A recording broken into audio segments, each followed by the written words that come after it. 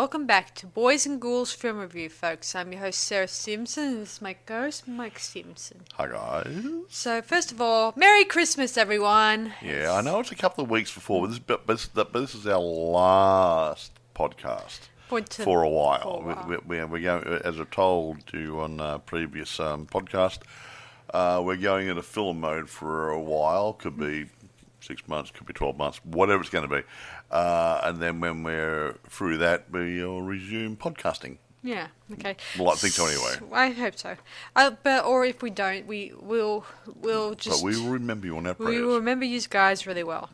Alright, so tonight we were reviewing Krampus, and that was released in 2015. So this one's a sort of a supernatural horror movie, would you say? Yeah, supernatural comedy, horror, fantasy, all I think a bit rolled into it. You got to see Krampus's fantasy, I suppose. There's a bit of horror thrown in, and it's got some funny bits in it. And it's Christmas, so it covers everything, doesn't it, guys? Yes. Yeah. Anyway, it's an interesting movie that deals with the stress of Christmas and how people start losing their belief in the old man upstairs. Yeah. Old man. I think there's another movie called Krampus about the same time of year or two earlier, maybe. Yeah. And this one is Krampus 2015. Yeah. Before we get into when we were about to watch it last night, we found out that the Krampus that Mike had was not in his collection. Was the wrong one, and it looked like it was done by an independent crowd. Yeah, which wasn't too bad. Probably I saw bits and pieces for an independent, but this is not an independent. Well, it's maybe an independent, but it's not market independent. So yeah. Anyway, here we go. Our usual crap. Produced by Thomas Tull, John Jasny, Alex Garcia, Michael Dougherty. Directed by Michael Dougherty. Written by, here we go, Michael Dougherty, Todd Casey, and Zach Shields. Okay, so I must admit, Michael Dougherty does get around, doesn't he? Well, he must know what he wants. I'm quite surprised not in it. Yeah. Well, he knows what he wants in it, obviously, guys. Yeah. Now, here's a part I like the best. Budget, about 15 mil. That's a lot of money. However, box office, last time the computer site was updated, about 61 mil. So it's made some seriously good money, and it's gone home media, so it's probably made more money. And probably some of you have seen Krampus, some of you haven't seen Krampus, but it is Christmas time, and we thought we'd throw it in. Yeah. And it's a good mix of cast members that you may or may not recognize, but you may have seen. Let me see, what's her name? One of the actors from 2.5 Men who's in this, obviously. Mike. Conchata Ferrell. Yeah, Mike here. He mistook her for Roseanne. She's changed a bit. She put a bit of age on and weight, and I was trying to figure where she was. But I thought, it was Roseanne Barr. No, it is Conchata Ferrell who played. What was the name in 2.5 Men? I don't really know, but I know she was the housekeeper. The housekeeper in 2.5 Men. And she was always there slagging off, being witty remarks and whatever. She's really funny. Yeah. So anyway, irrespective. And Toni Collette's in it. I like Toni Collette. She shows up here and there and different things. And now, what can we say about it before we start talking? It's Christmas? No. I'll talk about the other stuff later, I think. But, well, I'll get on to the actors now. There you go. Excuse me. Science is playing up. Wet weather's terrible at the moment. Okay. A young boy called MJ Anthony plays, well, he's not young now, when he was. MJ Anthony as Max Engel, a boy who loses the Christmas spirit due to his dysfunctional family squabbling, just like The Simpsons. Okay, Adam Scott plays Tom Engel, the father of Max. And what if he's mad? Mad Max. No. Toni Collette plays Sarah Engel, the mother of Max. Wait a minute. David Koechner as Howard Jackson Sr., the married uncle of Max. Yeah, this is what I meant when I was talking about Terrifier, third movie, where these people who like the uncles and aunts, they would have a different surname. Yeah. And the Max's parents would have a different name, a different surname, I mean. Anyway. And that's where I think that they got the wrong information wrong when you think about it. Probably. All right, move it back. Go on.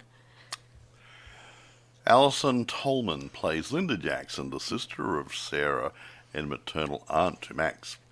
Conchetta Ferrell, Conchetta Ferrell plays Aunt Dorothy, the aunt of Sarah and Linda, and the maternal great aunt of Max. You see, you get the idea this is all centered around Max, don't you? Well, Max is the main character. He is the main character, the little kitty. Stephanie Lavie Owen plays Beth Engel, a teenage sister of Max. Krista Stadler plays Omi Grandma Engel, the mother of Tom, the paternal grandmother of Max and Beth. Here we go. I'll throw the other ones in. Lolo Owen plays Stevie Jackson, the daughter of Howard and Linda, and the maternal cousin of Max and Beth.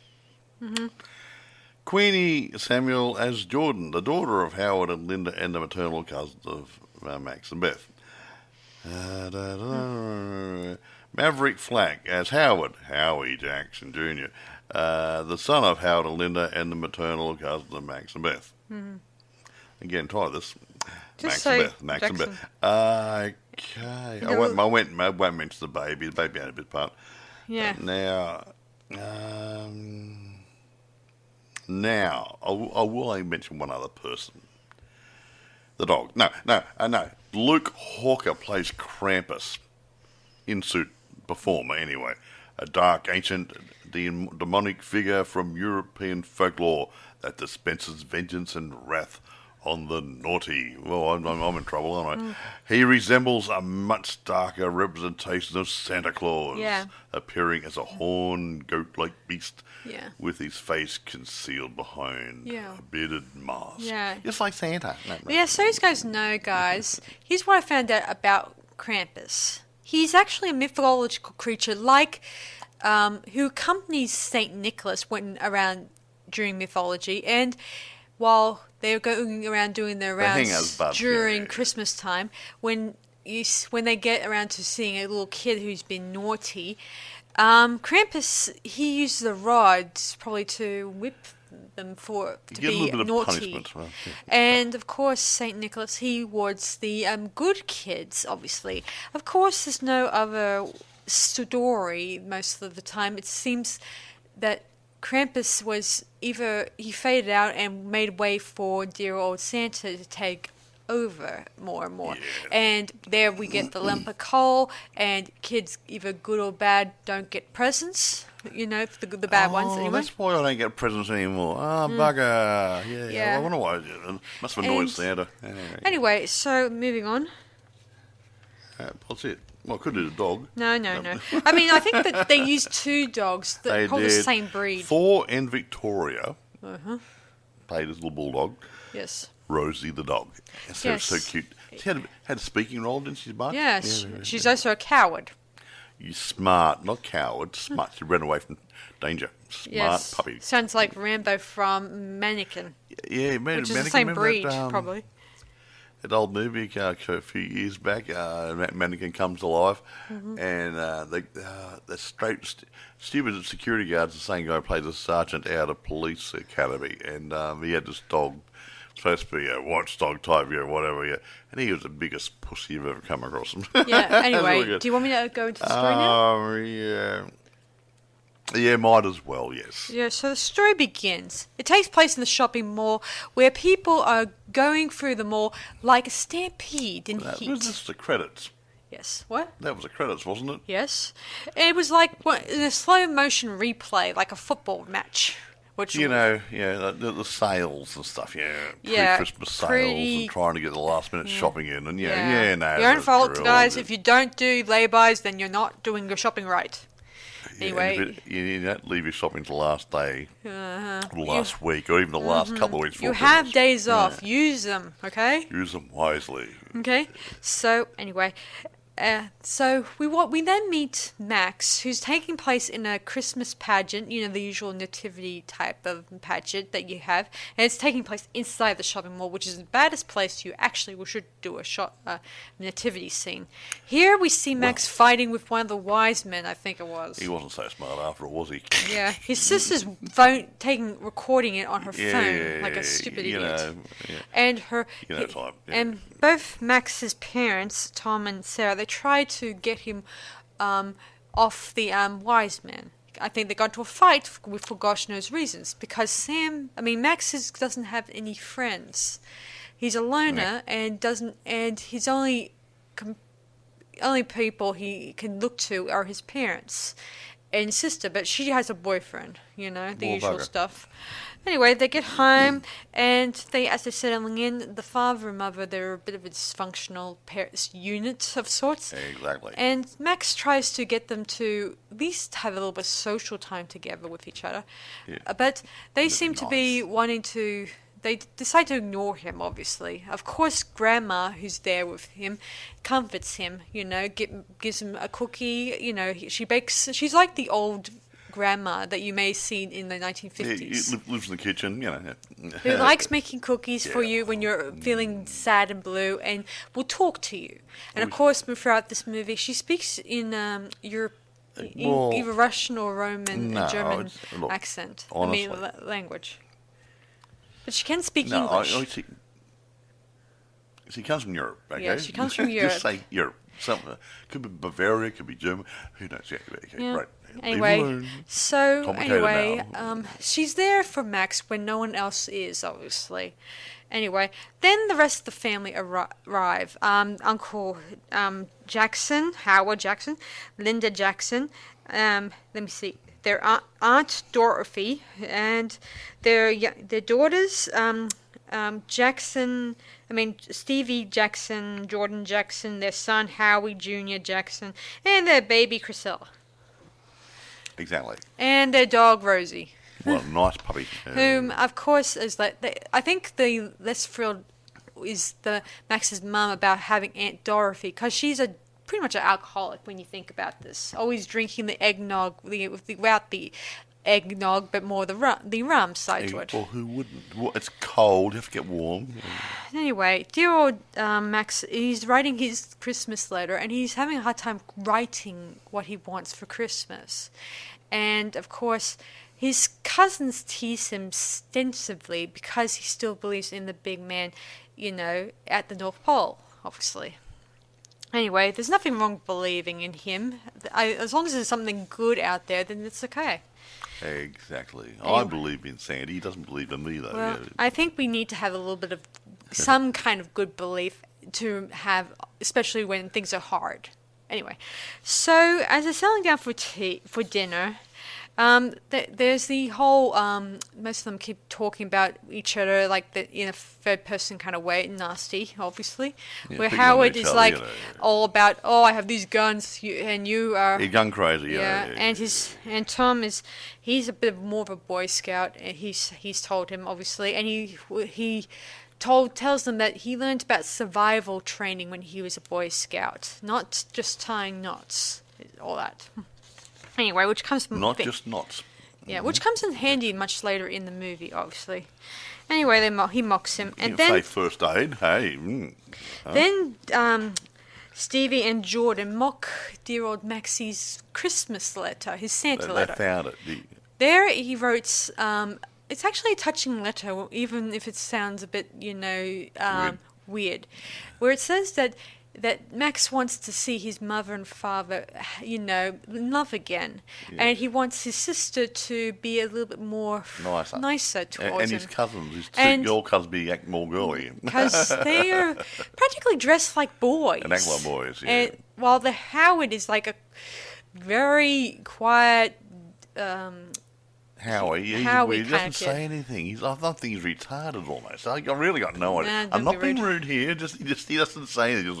He just looks, goes, yeah, that's it. Doesn't say anything. He seems dumb, if that's a term. That's all I could say. He's dumb. Anyway, and of course, he tells them that he wishes his aunt and uncle to have a better Christmas, obviously. And Of course, I think the thing that really broke the camel's back was when the cousins tell him that their father does not treat them like boys. Well, if you look at them, you'll get they dress like they act guys. like boys. They're wearing jumpsuits, for goodness sakes. They look two sizes meant for boy sizes. Yeah. Anyway, they get into a fist fight, and he ends up taking his letter back, and he yells at his family, telling them that he hates them and he hates Christmas. And then he runs up to his room, where his father meets him and says that about how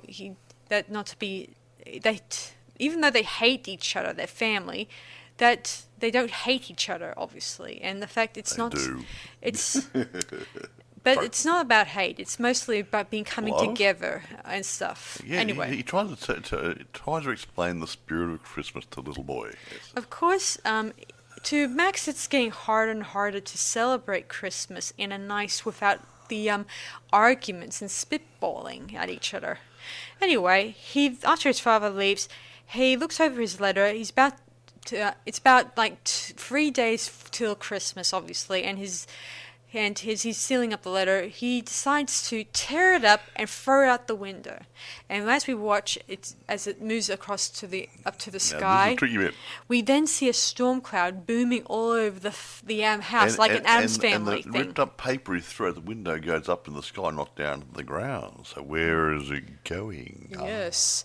Anyway, the clouds form around the house, and then much later on, we cross over the next morning, and electricity is out throughout the neighborhood, I should mention. And there's a blizzard going on. Yes, a very large blizzard of sorts, kind of fogging up their windows and stuff. Anyway, and freezing the dogs and cats out. Yeah. The water, of course, doesn't work, and everything else in the house doesn't work, obviously. Phones don't work. Yes, no point in asking. Nothing's working. Yeah. Anyway, so his sister, I think her name is... What is it? Beth, I think. Beth, yeah.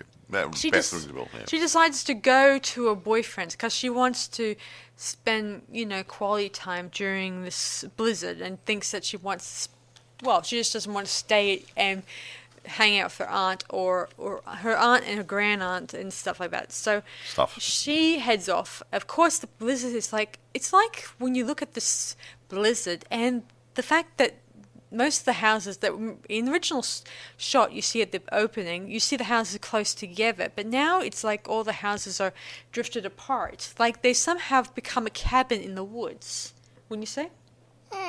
It does have that feeling that somehow their homes, the neighbor's house, it's all like miles away instead of close by. It seems like they're in a neighbourhood, but it's a large property neighbourhood. It's not like a little quarter acre blocks. They're a bit bigger than that.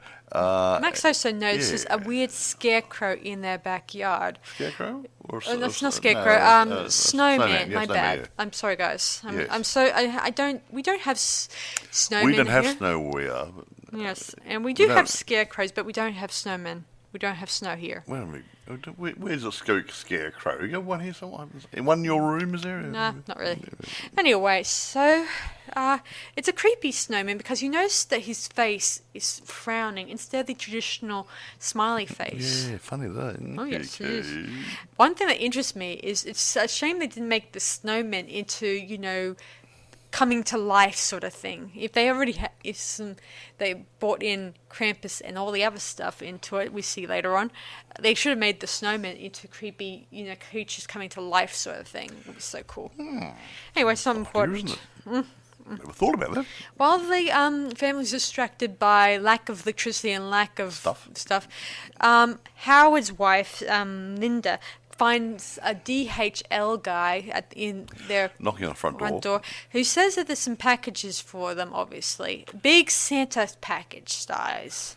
Anyway, Howard brings them in and says that all the wealthy people get what they want, blah, blah, blah, stuff like that. Meaning he may be from the middle class or lower class, whatever. Anyway, so they bring him in, and that's the last time we saw them, till later on, obviously. Yeah. Anyway, so we watch as Beth heads across the snow trying to get to her boyfriend's house, but then she notices that something eerie is happening around the neighborhood. Something is on the roofs. Yeah, it looks like a big guy of horns hanging out of his head. He starts jumping from one rooftop to another. He's pretty energetic, yeah. She quickly gets back to her house and sees the DHL delivery guy's van and sees that he's frozen to death. Frozen stiff with a look of horror on his face. Like he just had his wisdom teeth pulled. Or whatever. Anyway, so... From a bear trap. No. Something like that. Anyway, she scrambles underneath the van to hide from the assailant coming for her. But soon enough, he leaves something behind, which turns out to be I think it was a jack-in-a-box. Oh, musical jack-in-a-box, little handle, yeah. Whatever. And then it stops and something pops out. And we don't see what happens. It's a cutaway then, yeah. Yeah, because back then, not now too much, but back then, you're not supposed to have the kills, the kids getting killed off. I don't think she was killed. That's the whole point.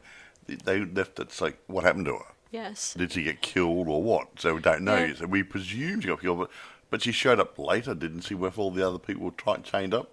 No, we don't see her. She wasn't there? Okay. Anyway, so back to the story. The rest of the characters are, freezing and getting colder and colder. And it's getting darker and darker. And Max tells them that Beth has not returned. So Howard and Tom, they then decide to take his snow car to Beth's boyfriend's house. So they get into it and they make their way down there, obviously, leaving the rest of the people behind, keeping the fire lit. Yes, actually, Grandma kept saying, "Got to keep the fire hot." Yes, which means keep the flames high, because she knows. Oh yes, something that the others don't know. Yes. So while this is happening, Howard and Tom, they make their way down to the place. It's completely very snowy. You can barely see a hand in front of your face if you could see a hand at all. Anyway, soon they arrive there, but they find the house is deserted. And the door's open. Oh, yes. And it's covered in frost and snow on the inside of the house. We also see a gingerbread with a very big knife penetrating it, obviously. Yeah, someone's got something like a carving knife straight through the centre of a gingerbread man was it on the fridge? Yeah. Yeah.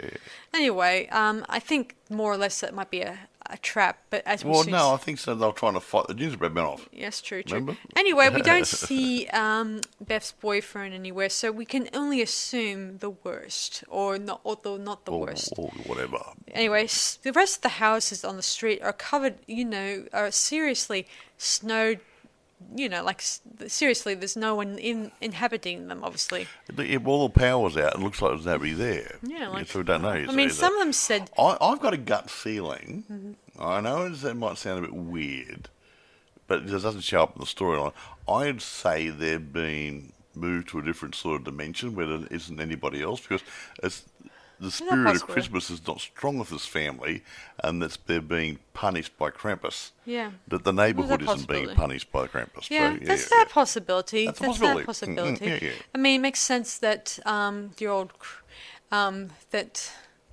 another neighbourhood would not be dragged into their... Yeah, they're probably celebrating Christmas and having a wonderful time. Yeah, they could be celebrating, but considering this is Christmas Eve, per se, the day before Christmas. Yeah, it is Christmas Eve at the moment, yeah. Yeah, so we get actually an advent calendar indicating this. Yeah, an advent calendar, and all the boys looking at it and say, oh, look, today is the 24th. Yeah, yes. Yeah. Anyway, they soon discover... something is afoot inside the house, obviously, and they also discover the remains of their car is broken. So they had to head back through the snow. Of course, one of the creatures tries to attack Howard, but luckily enough, Tom was able to get one of the guns from his car and shoot whatever it was. Yeah. the rest of the family hear the shots and fear the worst, obviously. Bugger. Yes. Bugger? Bugger's good. Yeah, I love bugger. Yeah. Yes. They soon get back there, obviously, and they cannot identify what they saw or seen, obviously. And then I think this is the time where the grandma explains the tale of Krampus, where she, as a kid, when she was young, was living in Europe, and About the time of the war? during the time of a war, Second World War? and Yeah. where there's little or no food, she gets robbed, and her parents are annoyed with her, and she tries to encourage them to keep hold the Christmas spirit, or at least have faith. Yeah, faith and everything. They get better, and they didn't. And the whole town was going mental and despairing and everything else. Then And, she makes this wish that all her family and her troubles would go away. and they did. And Krampus came along. Yeah. Whoops. something she regrets since then, obviously. Anyway, so but some of the members don't seem to believe her to an extent. Not especially Howard, who thinks that, oh, thanks for the creepy fairy folktale Santa Claus story. That's going to really blow things over for us. Well, what else could you explain this sort of thing? Well, and all that stuff. So they settle in, obviously, and of course, they keep the fire lit. And Howard and Tom are finally have a truce between each other, meaning that they finally are starting to rely on each other, obviously. Well, Anyway, so it's about time. Mm-hmm. Well, Tom saved Buggy. What's his he life? did. He used one of his guns and shoots whatever it was. So you did owe him a bit of a favour there. Yeah. Yeah, as they're settling in, Howard offers to be the first one on watch, obviously. So, I'll keep Shepard has to look after his flock. He kept saying that. oh yeah, Yeah, hero. Yeah, my wake hero. up, yeah, whatever. Until you fall asleep. He did. Which he does. Anyway, so while everyone else is falling asleep, the fire itself starts to teeny Because fizz no out. one's feeding the fire. And the Yeah. old lady said, keep the fire hot, which means, keep the flames up. Yes. Otherwise, someone's going to come in. Suddenly, Krampus, who's on the roof, you can hear the thump, thump, thump on the roof. And he lowers no a reindeer. hook with a gingerbread person on it. Yeah.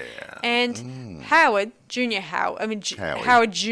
sees it, and he's He's a piggy guy. He likes eating food a lot. Yeah, and as I said, he's a dummy. Anyway, so not calling him mental or anything, because I think he's slightly retarded. He doesn't say a word through the whole show, Sarah. Yes. And he just looks at people weird. So Yeah. he might be slightly retarded. I do not know what his role is supposed to be. Me neither. Yeah. Anyway, he approaches this gingerbread thing and bites into its head, and then suddenly it comes to life. And it yells and screams, "How would you like if someone bit your head?" Suddenly, the gingerbread jumps to life and wraps the chain around the boy, and this indicates that this hook is like fish bait, Yep. and the gingerbread man is the bait. He's real prawn.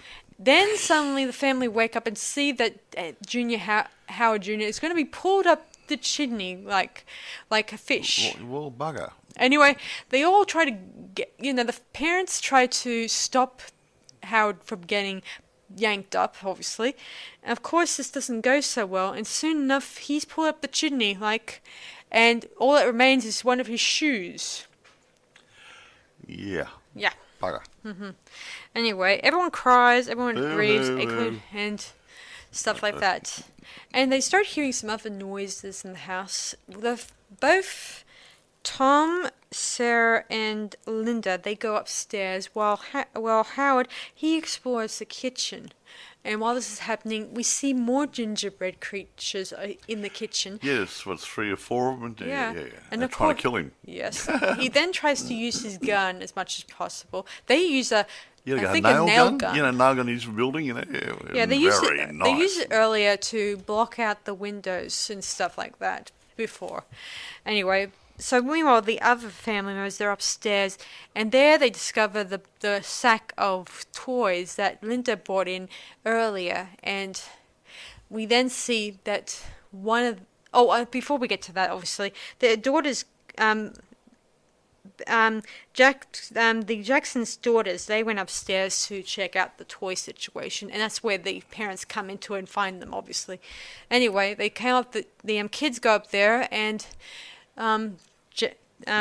Stevie and Jordan, obviously that Jackson, they see the toys, and then they scream, and Tom and Linda and Sarah, they head up to there, and there they see one of the girls swallowed by a very big Jack in the Box, like a little bit like, I was telling this to Mike the other day. That was like a boa constrictor swallowing his prey. And since a boa constrictor doesn't have a you-know-what, it might regurgitate and throw up the rest of the bones. What a good word. Wonderful word, regurgitate. Yeah. It just rolls off your tongue. Oh, yes, it eventually. rolls off your tongue. Sorry. Anyway, the other girl is sort of hit her head and is, passed out. Anyway, they try to destroy the toys. I mean, there's a Jack in the Box, a teddy bear, a robot, and an angel figurine that you put on top of a Christmas tree. But, big size ones. Big one. Yes. Anyway, they fight them off as best they could. Most of the time, it's usually a losing battle with these creatures. Anyway, but they eventually fight them off and manage to get back downstairs. And, of course, these creatures follow, and the huge Jack-in-a-Box is there, obviously. And dear old Aunt Dorothy takes out the shotgun and tries to shoot those toys as much as possible. She has a pretty good go at it. Oh, yeah, she does. And then she's about to, kiss the Jack-in-a-Box goodbye. We hear a noise, and then Grandma tells them it's the elves. And suddenly, they break through the window, obviously, that was covered in wood, and they abduct both Aunt Dorothy and the little baby that has not done anything in this movie. Yeah, it's a bit rude, that. Yeah, and Aunt Dorothy's abduction is kind of funny. They put a chain around her, and she is yanked like in a comedy fashion through the window with a Bugger. Like in a comedy fashion. Anyway, the family is starting to realize that maybe we should get going and stuff like that. And I think, let me see. Oh yeah. Yeah, anyway, so they try to make a break for it, obviously. Anyway, but leaving Granny behind, because she wants to face Krampus alone, even though she knows that they're all doomed. Anyway, she stands there, waits for him, and as the last flicker of the fire flame is licking out, Krampus appears, obviously, and he approaches her, and then he opens up his Christmas bag, and inside is more of those demonic toys, and they... That'd be a good name for a movie. Oh, I mean, too late, done. Too late, never mind. Alright, done. Anyway, the rest of the family, they quickly continue on, obviously, through the snow, hoping to get to Howard's car to possibly get away from all this. Of course, this is where Linda, Tom, and Howard and Sarah, they kind of get dragged off by these creatures. They kind of sort of tunnel their way through the snow, like a groundhog or a rabbit. No, like the sandworms and tremors. Yeah, or something. And in Beetlejuice, they go under the ground and they come out. Yeah, that sort of thing. Yeah. Anyway, this leaves. I'm not sure which one of the girls it is, but I think I'm not sure, but it doesn't matter. Max and the other girl. They're the only remaining ones, and he tries to start up the car, and soon enough, more of those evil dwarfs appear, and they drag his cousin away, and of course leaving Max behind to face Krampus. And Krampus just hands him a bell that had the words Krampus on it, obviously. A Christmas present from Mr. Krampus. Isn't that lovely? Krampus also gave the same thing to his grandma when she was a child. I should mention the animation is similar to Tim Burton's animation. Yeah, like Nightmare Before Christmas, that sort of stuff. Yeah, which could mean that they may have hired the same animation guys. I don't know. I could be wrong. I mean, such a thing is rare in such movies. You don't get too many cartoon animations in such movies like this. Anyway. So Krampus heads off and leaving Max to ponder what to do because he begins to think back to his grandma's her words by saying that Krampus didn't come here to give but to take. So he quickly makes his way back to where Krampus was heading, and there he sees his cousin is about to be, dealt with in a nasty way. Then he approaches Krampus and says, "Hey, you," and stuff like that. And he says, "I want my family back. Give me back my family." And he then throws the bell into the snow, and then it opens up this very big portal portal going to hell. Yeah. Anyway, Krampus approaches Max, and Max begins to cry and says, He says, what did he say exactly? He said that... I can't remember. He wanted his family back. He wanted to think about the way of normal. He wanted was the way Christmas used to be when he was younger. He just wants to spend Christmas with his family and stuff like that. And he didn't... Like the good old days.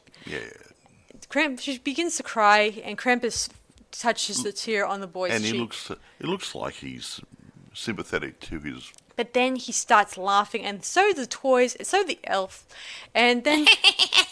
like gremlins, yeah. Or something.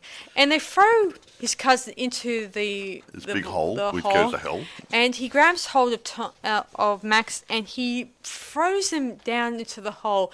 Max is screaming and kicking, and then we fade out, and then we're back in Max's room, where he tumbles out of his bed. Funny that, eh? Then we see that it's normal. There's no blizzard. The place is pretty much littered up like it's normal. Anyway, he then approaches the window. The neighborhood looks so good, not fresh and all that stuff. No blizzard. Mm-hmm. All the lights are on. He goes to his advert calendar, the Christmas advert, and opens the 25th day, meaning it's Christmas Day, obviously. Dancing through the snow, no one else up and see you. Yeah. He heads downstairs and sees his family in the joyous mood, obviously. Yay. Like nothing bad ever happened. Like the whole thing he had was just a very big nightmare. He thinks it was a nightmare. Considering the fact that this took... In the opening, it took place 3 days before Christmas. No, it started 3 days when he was at the school function at the shopping centre. This other stuff happened on Christmas Eve. Anyway, so he heads over to his mum and dad. They're looking happy, and they think it's nice that Max is in a cheerful mood. For a change. Anyway, all his family are there, including Max's sister, Beth, obviously. Yeah, everyone's happy and smiling. Yeah. As they're opening presents, they're all happy and cheerful. And all of a sudden... And suddenly, Max gets a present that's wrapped in brown ribbon and brown wrappings, obviously. He opens it and sees that it's the bell, the symbol from Krampus. And then we get everyone sees it, and their faces started going, "Oh shit, it was real." So they must have all had the same memories. Yeah, all of them start thinking back to words they said when the time on Christmas Eve, obviously, like the moments that they remembered, obviously, and then. We then zoom out of their house, zoom out of the neighborhood. It keeps pulling back, and it appears to be a snow. It comes out of a snow globe. Yes. And the snow globe is in Krampus's cave up wherever he lives in Central Europe, in the mountains, and it's supposedly a snow globe magical surveillance item, so he can keep tabs on the family and make sure they keep the spirit of Christmas. Yes. I have two other scenarios. Same here. I get the impression that the little boy wanted his family to be happy and smiling, just like his old Christmases. Maybe they're being imprisoned in a snow globe. And they're going to be forced to be with each other forever to celebrate Christmas forever and or being in hell forever because they gave up the spirit of Christmas.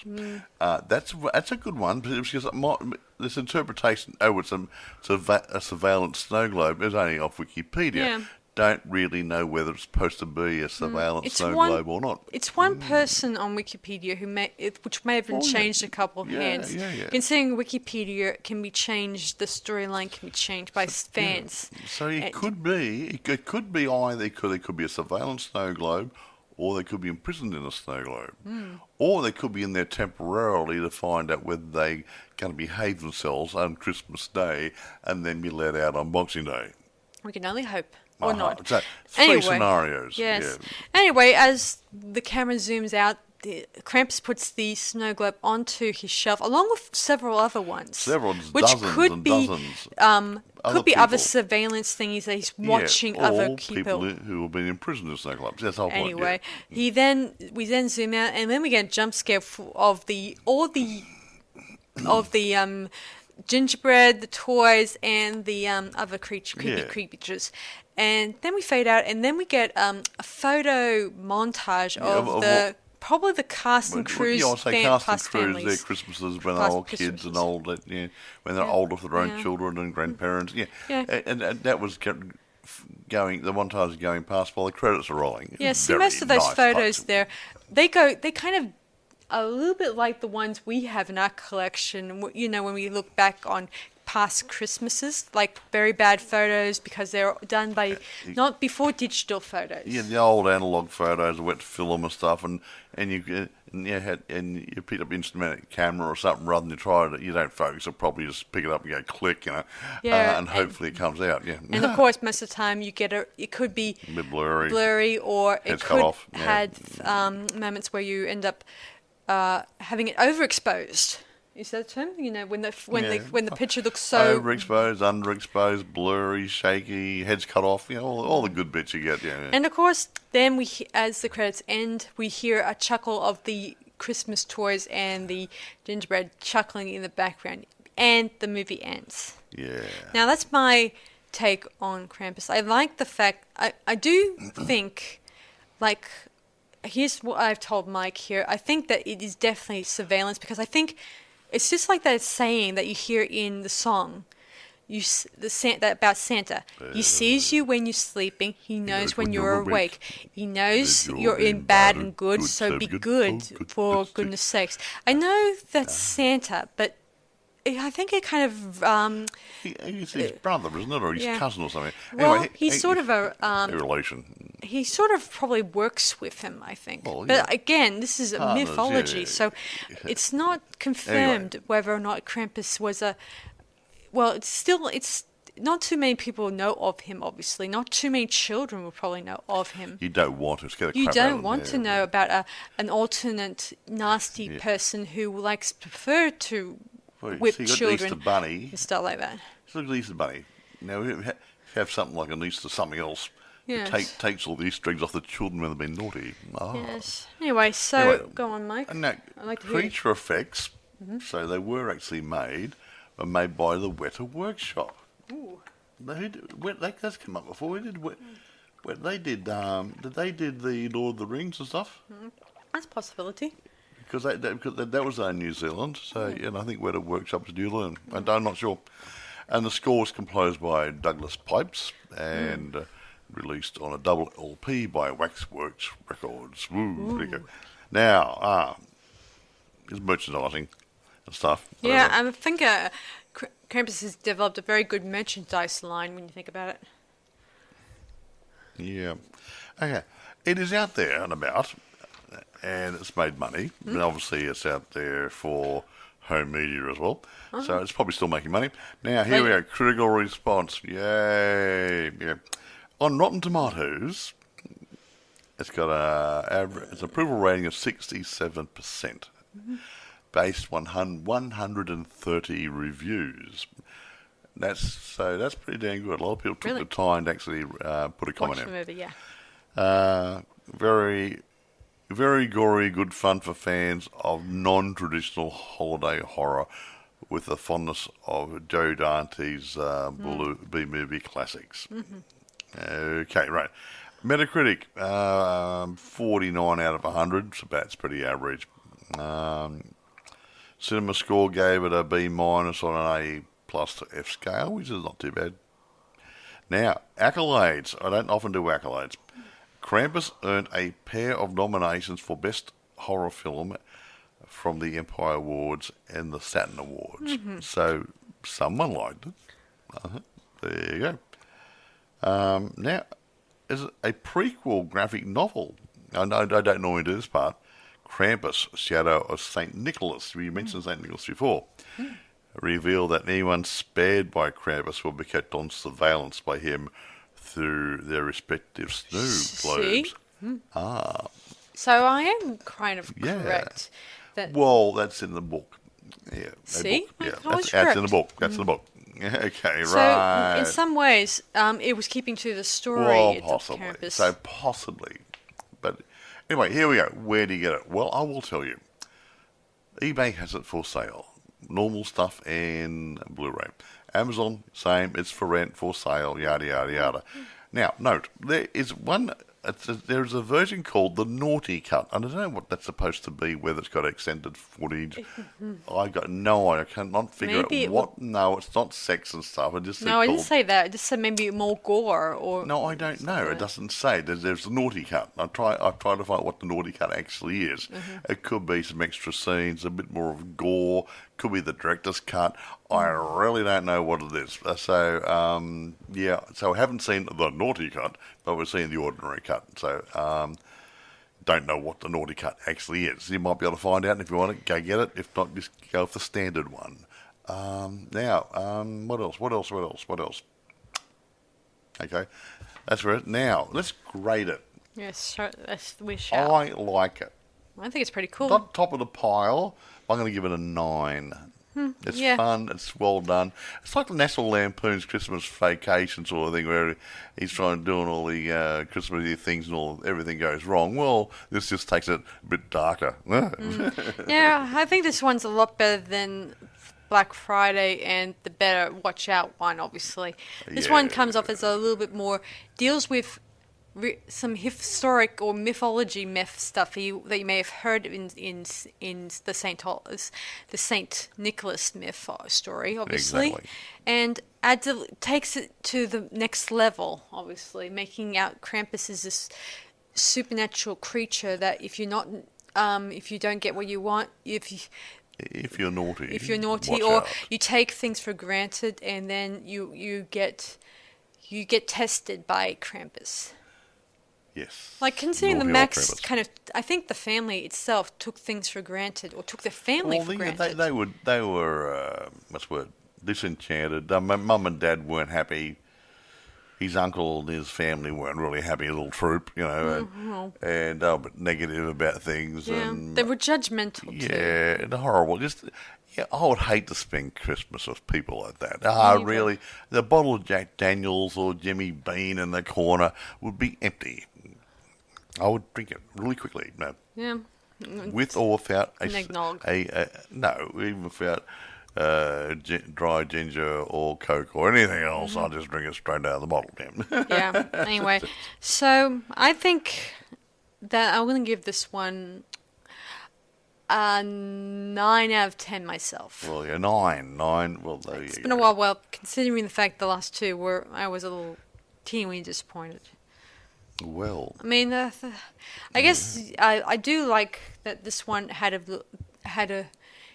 I kind of like the fact that the disappearances or the kidnappings or the deaths, I'm not sure, of the little kids was a little more tasteful than than Terrifier. Yeah. They did do kids' deaths like in the Terrifier 3. It really put me off a little bit. I could see why in such movies like Terrifier they would kind of try to not make it too over gory, or people would turn their eyes away, if that's a term, right? I do. I turn my eyes away. You said it yourself that when we were viewing it the other time that people will be put off by too much gore. No, the point, if you go to a certain level, it's fine. If you cross that invisible line, sometimes if you put that little bit extra in, it's going to turn some people off because they don't want that much graphic violence or gore or whatever. So you got to find that sweet spot. You got to have enough to make it interesting and good and gory and stuff. But if you go one step too much, you're going to drive other people away who don't want to see that much. So it's like when I watch Hellraiser, where the guy's got no skin on and different things, and he's got blood oozing off him. I mean, the first time I saw that, I threw up. Honestly, I did. Honestly, I really did. I just eaten and went straight down and come straight back again, and I didn't feel very good. I watched the movie. No, I didn't miss out on it. Yeah, I've watched them too. It's just that sometimes you can get that little bit too far, and you got to be careful. Yeah. I like horror and I like gore, but the gore has to suit the movie. The movie can't be just about the gore. Yeah. It has to be something apart. It's got to be a story, not just how many people we can cut up. Yeah. It just becomes butcher shop. True. Yeah. Anyway. Doesn't matter. Anyway. That part where you mentioned about the snow globes where he surveys. Surveillance, It seems like a really good bit of CCTV from seems like Krampus a good side. take on the story itself. Well, that's from the book, yeah. So that was kind of a bit of a nice depiction. He can monitor the people. Like maybe that's where they got the idea for the twist ending, obviously. Possibly, yeah. While some people have made their own conspiracy theories and said, this is what I think. We think they're trapped in a hell of their own making. Well, it could be. But no.